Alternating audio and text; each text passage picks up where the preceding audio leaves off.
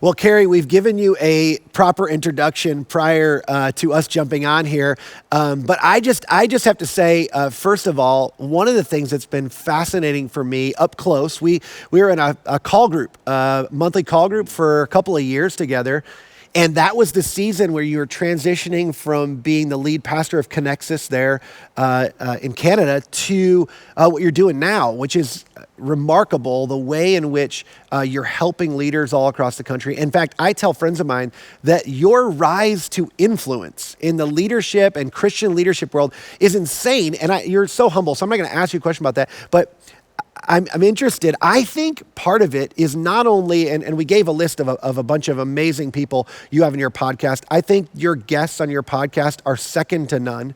The lineup that you have of people that you bring in, your team just does a fantastic job lining up the right people.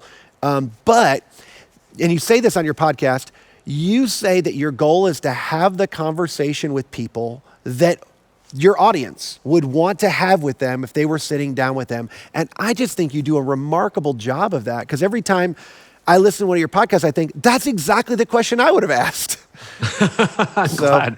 Sometimes I listen back and I'm like, oh, please ask her this, or please ask him this. And most of the time I do, like when because you do a lot of interviews, you kind of forget. And then occasionally I forget and I'm like, well, blew that interview. But anyway, no, thank you. I appreciate that. I just wrapped up an almost 2-hour conversation with John Mark Comer. Oh, wow. And at the end of it, he's like, man, I don't know whether I was rambly or not. I'm like, dude, that was amazing. And I never edit. Like, unless the guest says, hey, can you cut that out? Then I'll cut that out. But I never edit the interview, because that's what real life conversations are like. They're not like 5-minute sound bites or, okay, now we got to go to commercial. Yeah, so, 100%. And I had the privilege, as you have too, Joel, of meeting a lot of leaders in the green room and at speaking events. And you have those conversations. And I used to leave always going, I wish everybody could have heard it, or I wish my board could have heard it, or I wish whoever. And so now we get to do that for people who are listening. Well, so you are so good at that. And that concept right there is true. There's a lot of people who would not only want to hear it, but would benefit from hearing it. And so that's what you bring to the surface. And that makes interviewing you terrifying, because I sit here thinking, he's probably thinking I'm terrible at this because he's like the expert at this, but I'm going to press through anyway. So you can ask me anything. You Joel. have a We've brand known new each other book a coming long out time. called At Your Best, and I just started reading it. It's fantastic so far, and you were kind enough to send me an executive summary of the book, and we're going to spend most of our time talking about that, but I thoroughly enjoyed, and I've told you this before, but I thoroughly enjoyed Didn't See It Coming. It was personally incredibly impactful and helpful for me. I not only read the book, but got to hear you speak on it. And so I'm excited for our audience today to hear a little bit about this book and why you wrote it and the core ideas in this book. And hopefully today will motivate all of them to want to go purchase the book. The book drops September 14th. Do they still say that? It does. That things drop? Is that still a thing? Yeah, it Okay. drops. Sure. I never have an album, so let's make the book There drop. we go. It drops. It drops September 14th. Anywhere you can buy a book. And this book is all about how to get time, energy, and priorities to work for you. So I want to talk a little bit about that. And I want to start with this concept. You make this statement or this observation that it doesn't seem like in our lifetime there's ever been a time when people have been more overwhelmed, more overcommitted, or more overworked. And I'm curious your perspective on, like, how did we get there in the culture? Like, what were the dynamics that created that in our society to get to this point? Well, a bunch of things have happened. We've been trending in that direction for decades.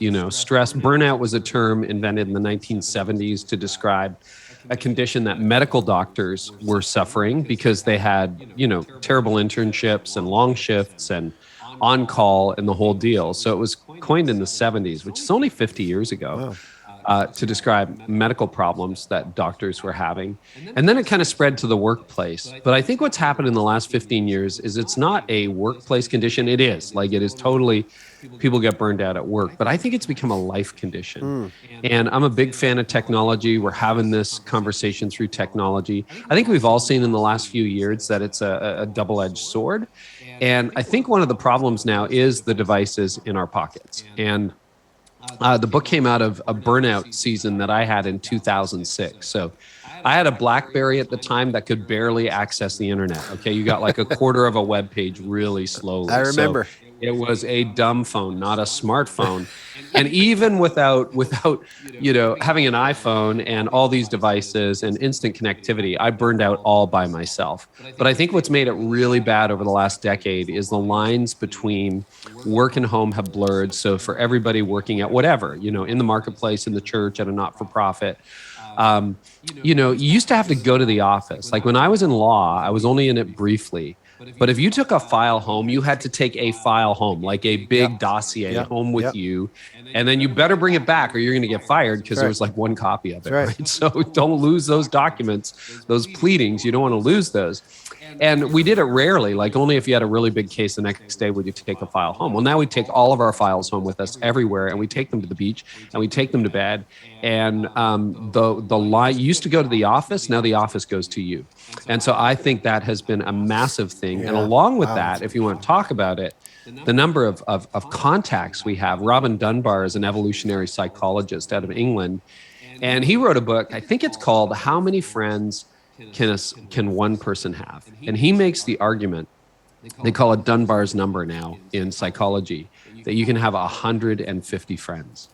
And he says you can have 3 to 5 really good friends. You can have up to 15 friends, like people maybe you see once a month or you check in with or on your regular rotation, and about 150 people that you would know by name. You kind of know their dogs' names. You send them Christmas cards if you still do that. Like they're kind of in your network and you know about them, not just like, oh yeah, that was some random guy I went to high school with. And what social media has done, he wrote this book over a decade ago. Social media was still in its infancy, but he says social media has blown that through the roof. And now, you're getting hit up all the time, wherever you are, and people don't have generally good boundaries about when to say no. And when I was writing the book, went through multiple drafts, and one day I just sat down and I counted up the number of inboxes I have. So we all think, I have an email inbox. I have 11. I have 11 because every social media platform has an inbox now. You have notifications on your phone, which I suggest you turn off. So all of that leaves people feeling overwhelmed, overworked, and overcommitted. Yeah. Wow. And what's interesting about that is I think you kind of gave us the history of the burnout idea. For so long, we've associated burnout with like midlife crisis. Like it's like the corporate executives in their 40s who have been going after it, and now they've got more responsibility, more bills, more kids, more stuff that's riding on them, and they run to this place of burnout. But the data doesn't show that today. It's like people in their 20s and 30s like burning out early in life. So I think what you're saying is like totally true. Yeah, there is still a correlation between that midlife crisis and burnout, but you're right. I remember the first time I presented what would become some of this material. This is 5 or 6 years ago, maybe further in Atlanta, talking about my burnout story. And I remember I prefaced, there were 1,000 people in the audience. And I remember prefacing my talk by saying, hey, if you're under 40, this isn't going to apply to you, talking about burnout. Take a few notes, pull them out a decade from now, dust them off, and it'll make more sense. So I talked all about my burnout episode in 2006, When I was finished, there was a long line of 20 to 25-year-olds waiting to talk to me. Some of them with tears in their eyes going, no, it's not a 40-something issue. I'm feeling it. And that was years ago. And you're right, the stats now is reading a Deloitte study. So in mid-2021, I would make an argument that 2021 was harder than 2020. And I'm not trying to minimize people who lost friends to COVID or family members to COVID. I'm not trying to minimize the catastrophe that was last year. But I think we are now dealing with the ripple hangover effects. We have ungrieved losses.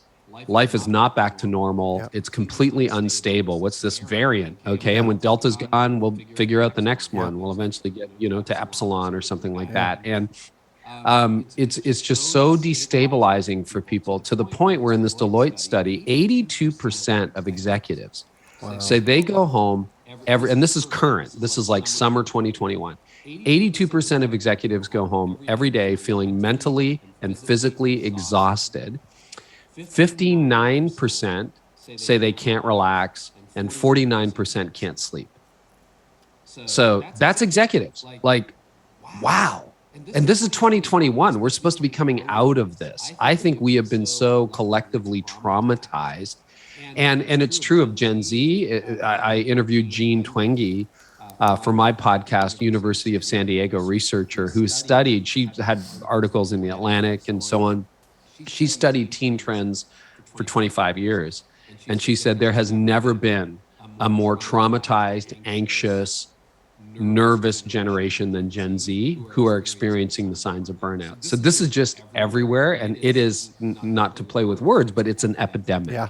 And we're all feeling it. Yeah. Can I say one more thing about burnout? Yeah. And this would be interesting for the audience. I'll give you the link at the end, but I have a free burnout assessment. It's not medical, not a doctor, not a psychologist. We've run thousands of people through this, and it's fascinating to see the result. People think of burnout in the classic way I had it in '06. Your life grinds to a halt. You can't think. You have trouble getting out of bed. Your passion is gone. And basically you're like, I think I need to go see a doctor. I went to see a counselor over it. So you think my life is at a crashing halt. I think there's a condition called mid-grade burnout or low-grade burnout. And I think most people have it.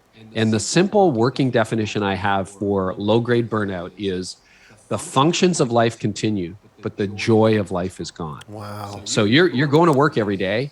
You're getting up, you're going to the kids' games, you're going to the school plays, you're doing all that stuff. You're going to work out at the gym, but you don't feel it. You are numb. And so joy's gone, functions continue. That also is burnout. And I think it can be prevented, and I think you can recover from it. I did, and it's been 15 years. And so what At Your Best is the system I developed the hard way, counselors, coaches, trial and error, tears, that got me way more effective and productive. And then as people began to ask me, why are you getting so much done? I started to share the story, and they're like, I'm going to try that. And turns out it works for a lot of other people. So let's talk about that. I want to jump into some of that content from the book, because there is something that you sort of present as a, hey, this is a common experience among people who move to this place where the functions of life are continuing, yet the joy of life is gone. And you call it the stress spiral. People get caught up in the stress spiral. Can you explain a little bit of what that is? There's three dynamics involved in the stress spiral. Can you talk a little bit about that?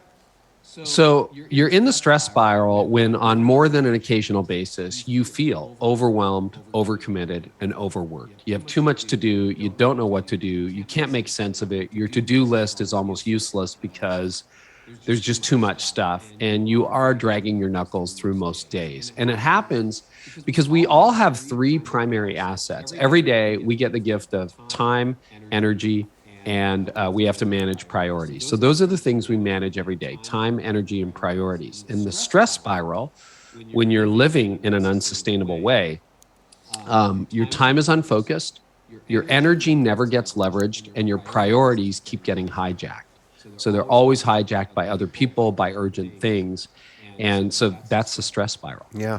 So the thing that I love about this, as you talk about these, is I think it's easy to sort of begin to think, oh, wait, so you're talking about like time management, like, and it's much more than that. Like it's easy to dismiss as, oh, so if I just manage my time better, like I would be in a healthier place, or I wouldn't get into this spiral. But you don't say this, but I feel like the thing that you bring into this conversation is more than even time or what I do, my priorities, is my energy. Can you talk a little bit about managing energy?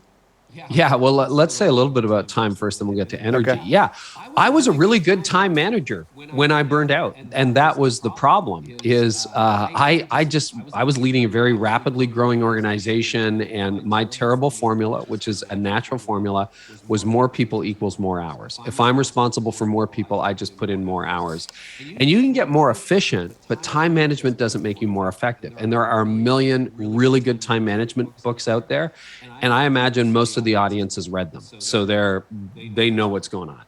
So that's when I got into energy management. And I started to notice that was like the Archimedes lever that kind of moved everything in my world. So if you think about your typical day, we all get 24 hours in a day, but not all hours feel equal or produce equally. So I'm a morning person. How about you, Joel? What are you? I didn't used to be, but I am now. I tell people, I've started telling people now, I'm officially think I'm old because I'm only 46, but like, I guess this is how you know. I get up in the morning and I walk. So like I don't run anymore. I don't bike. I just get up and walk, and I get up really early and walk, and it's like really good for me. Like that setting, and this isn't everybody, but for me to think through my day, to pray through my day, to envision the conversations I'm going to have, to be prepared. I just walk into my day so much better. I sometimes I listen to worship music. Sometimes I listen to your podcast. Actually, sometimes I listen to the Bible. Just listen to somebody read me the Bible. So that, but it's a really important time for me. So from a morning standpoint, prepping for my day makes me way more productive. Morning person here too, but I'm sure there's some night owls in the crowd, and there's probably some people who are like, no, my peak is midday. But here's the key, and this is sobering. Us humans have about 3 to 5 peak hours of productivity a day. That's it, 3 to 5. And I always thought I was superhuman. I was robotic, and I could go like 8 or 10 hours. But you write messages most weekends. I've written books, and I don't know. I was talking about this with a friend of mine who's sold a couple of New York Times written a couple of New York Times bestselling books. I'm like, can you write for 14 hours a day? And he just laughed. He's like, no, people who think you can write for 14 hours a day have never written. Yeah, exactly. Cal Newport has verified this. Brain research verifies this. I was talking to Claire Diaz-Ortiz, who was one of the early employees at Twitter. And she said, even the most brilliant computer coders in the world have about 3 hours of code in them every day. That is really good and not jumbled. And so if you think about it, those hours for me, they'll be different for every member of the audience, happen between 3 to 5, 7 to 11 a.m. in the morning. Cal Newport sets the limit at 4 hours of deep work. You can argue back and forth. And we're not robots. So what do you do with those peak hours, right? Like if you're writing a message, let's pick on preachers for a minute. You're writing a message. That's coming Sunday. Like you're either ready or you're not. And Monday comes, you're a morning person, so you go for your walk, and then somebody has a breakfast meeting with you, so you go for breakfast meeting. And you know how breakfast meetings work. They're always supposed to be an hour. They go an hour and a half. Then you stop by your favorite coffee shop. You go in and get your cold brew for the office. You get into the office, people chit-chat with you. And then you sit down at your desk, it's 10 a.m. You're like, I got to write. And then you're like, oh, I got to check email. And then there's like a fire or whatever you got to deal with on staff. Then it's lunch. Then you have some meetings. It's 4 o'clock. You haven't touched your message. And you're like, I got to get something on paper before I go home. And you're exhausted. You're tired. And all night long, you're thinking about, I got to write my message. And then rinse, lather, repeat. Here comes Tuesday. Same thing happens. Thursday afternoon at 4 o'clock, you're like, I got to get this thing done. You hobble something together and away you go. Well, as well. I'm not saying that never happens to you, Joel, ever. I know that never happens to you. Never. But that is such a predictable pattern in our lives that we use our best energy hours to do random things. Yeah. Now, what the book says, what I'm suggesting, think about your day in 3 zones: yellow, green, and red zones. Yep. Green zone, you're at your best. You're alert. You're in the flow. You're excited to do some work. Red zone is, for me, late afternoon when you're kind of dragging your knuckles and you either need a nap, caffeine, or a run, like one of the 3, because you're just not going to get through that meeting. And then yellow zone is everything in between. So red zone, you're exhausted. You need to take a break or a nap or something. It's usually 1 or 2 hours a day. Yellow zone is everything in between. So there's a lot of yellow in a work week. And the secret, I think, to energy management is you should do what you're best at when you're at your best. So if you're at your best in the morning, do what you are best at. In your case, that's probably communication, vision, team alignment, making sure there's enough money to do what you need to do. And those are the jobs of a senior leader.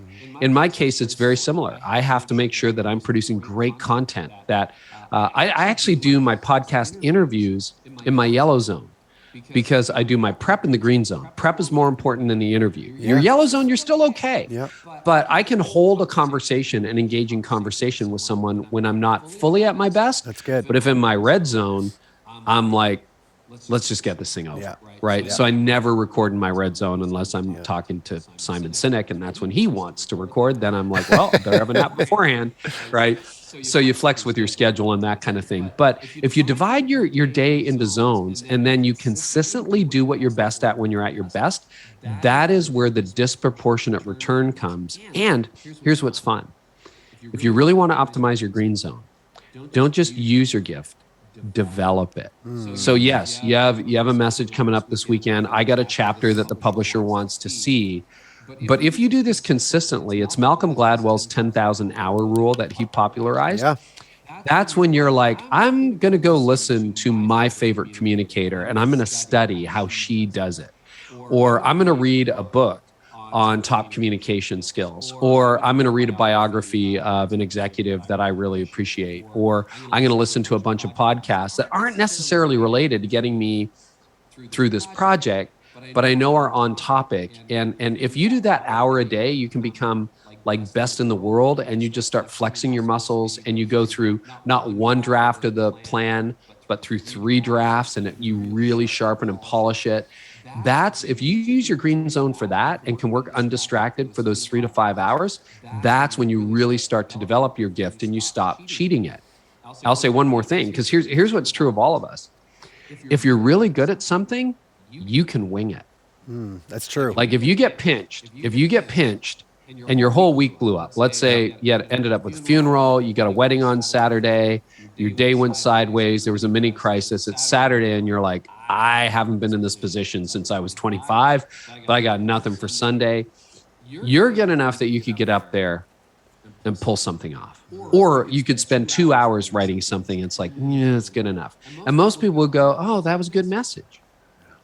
And that's the problem. You've cheated your gift. You're using it, but you're never developing it. And if you really want to be world class, like how does Oprah do interviews? Did you know? I did not know this until recently. Apparently, at the end of every Oprah show, which went on for decades, she would spend an hour taking questions from the audience and asking them questions at the end of every show. And she said, that's how I knew what my people wanted. No way. That's genius. That is brilliant. Now, how do I get that? I get that because I'm committed to learning the craft of interview. Yeah. I listened to multiple interviews with Larry King before he died to make sure that I understood his philosophy of interviewing. Otherwise, I could just keep going, but I keep trying to learn from the best. Well, so I and can you're be a better good. You and your team are good at interacting with your audience, like your primary audience. You do a great job at following up and responding and recognizing and listening to your audience and what their needs are and what their desires are. So I think that is very intentional, and we take our time. We take extra time to do it, and we even have a way that we communicate with outside folks. Like when we're setting this up, hopefully people were quick, courteous, and kind. And it was a really nice voice. Actually, we got this set up very quickly to do this. It was all 3 of those. So way to go. Yeah. You're setting you're setting a great very culture. Proud of my team. Hey, really quick, I want to go back to the green zone for something, because I think this is important. You talk about optimal green zones. There's for the people who don't know, you kind of know, hey, these are the things that I need to work on in my green zone, because these are the things. But for somebody who's trying to figure that out, maybe somebody in their 20s or early 30s who are trying to figure out, you give it's sort of a Venn diagram of 3 circles that help you locate that. Can you talk about those 3 dynamics? Yeah, totally. And we got whole exercises and series of questions that you can ask. Great. So and that's in the book? Yeah, it's in the book. Perfect. So gifting, passion, and impact. Gifting, passion, Gifting, what are you good at? And our mutual friend Andy Stanley says, what seems easy to you or effortless to you, but looks complicated to others? Great example. I always wanted to be a musician. I have no musical gifts. That's why my album is not dropping anytime soon. But when I see somebody up there and they're playing an instrument and singing at the same time, like, I just have no idea how the brain can even work that way. And you talk to really gifted musicians and they tell you it's easy. Yeah. On the other hand, I can go and give a 45-minute talk extemporaneously, no notes, and people are like, how do you do that? It's like, it's just not that hard, right? So that's your gifting. For some people, it's spreadsheets. Like you can do a pivot table like nobody else, or it's strategic planning, or I have a number of people on my team. They're not visionaries, but my goodness, do they execute? Give me the plan. get it done. We're going to fry those fish, right? Like that is their specialty. So that's gifting. The other is passion. Like you can be gifted at something, but not really enjoy it. So what are you passionate about? And your passion is a little bit different from your gifting. And often if those two combine, you can get a really good skill set. Like I love communication. When I was in law, what did I love the most? Not drafting contracts. I love being in court. It's like, I want to hear what the other side says. I want to change the judge's mind. This is the most exciting thing. Yeah. I think I can win, right? Like I was in court almost every day. It was so much fun. When I was a pastor, favorite part was preaching. Now, I enjoyed vision casting and leading a team, but like preaching all day long. What do I do now? I run a communications company. I do online courses. I do podcasting. What's the common thread in all that? It's not law, ministry, or entrepreneurship, or authorship. It's communication. Yeah. And so you're going to find a thread line through your life like that. And then the third is impact. So I really love barbecuing. I'm probably not going to have a restaurant that's profitable. That's probably just not happening in my lifetime. I really like boating. I really enjoy that. I enjoy cycling, but nobody's calling me for the Olympics. So what I need to do, particularly at my age, what I need to do is figure out, okay, I really love doing it. I'm gifted at it, but what has an impact? And I knew when I led a church for 20 years, if I communicated well, the church did better. If I communicated poorly, the church did worse. So top thing, they would say, Carey, just crush this one out. Do a really good job communicating. Vision, strategy, mission, your preaching. I know right now, if I do really good interviews, I write solid blog posts. Yes, I still blog. And I crack out a good book every 3 to 5 years, that is going to move the needle in terms of what I believe I'm supposed to accomplish with my life. And I got to keep my team aligned, which I really enjoy leading a team right now. Like that has been so much fun over the last few years as we built this team for this phase of life. So that's impact. And I know if I do those things well, all the other things on the dashboard turn green. Yeah. We're going to make money somehow. But if I focus on making money, then, the other stuff starts to suffer. And so we'll make money, we'll make progress, we'll grow, everyone will be happy, it'll all work out. I just need to do those things. So it's when those three things come together, passion, gifting, and impact, that's when you found your sweet spot. And if you use, and if you're not your own boss, which a lot of you aren't, what makes for a great classroom? What makes for great patient care? What makes for great sales, right? You're in the middle or at the bottom of an organization. When I was in law, I was bottom because I was only there for a year until I switched gears to seminary. I was at the bottom of the hierarchy. And so I didn't have a lot of control, but I'm like, man, I really love being in court. This is so much fun.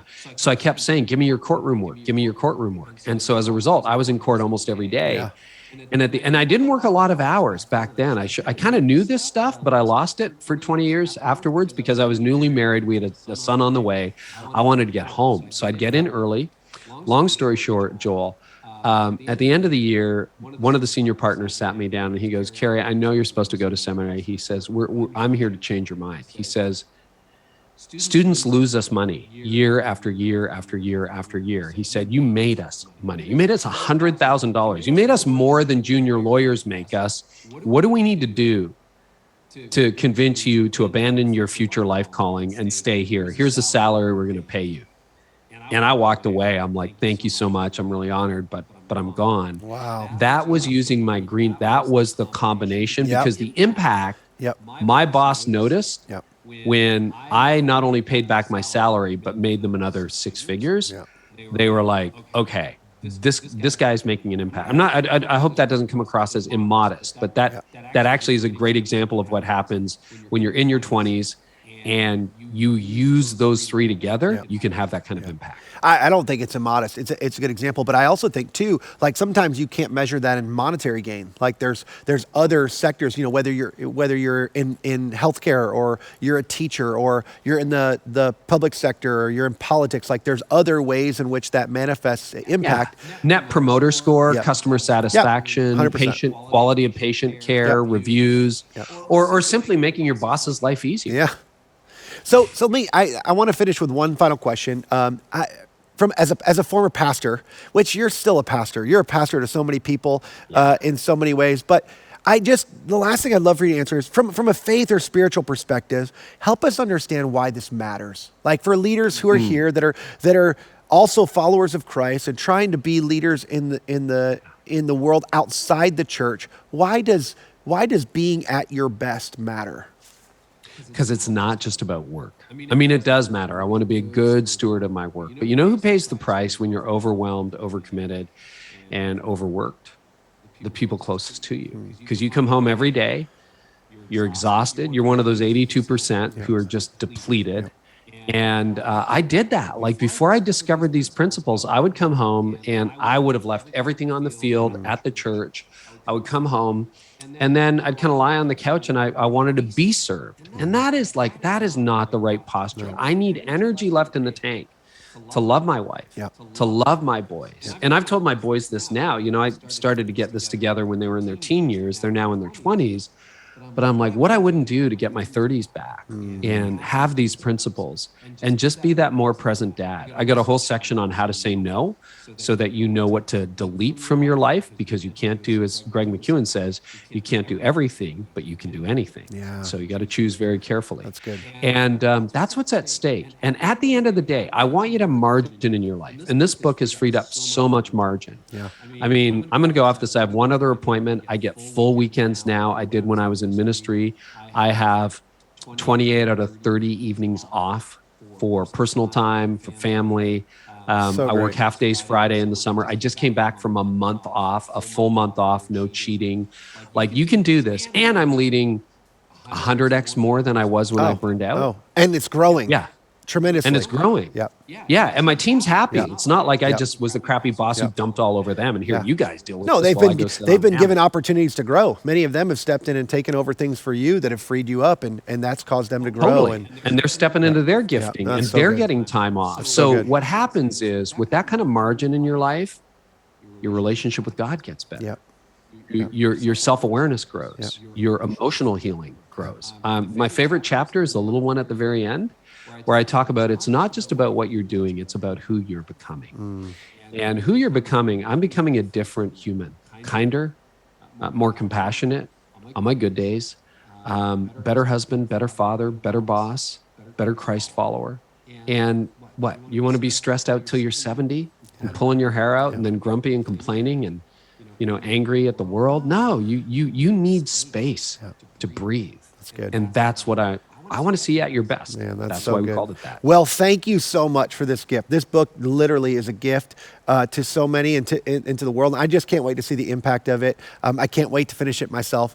Thanks also for your time today. You've been so generous to squeeze us in and make this happen today. I'm really grateful for your friendship and for your investment in us today.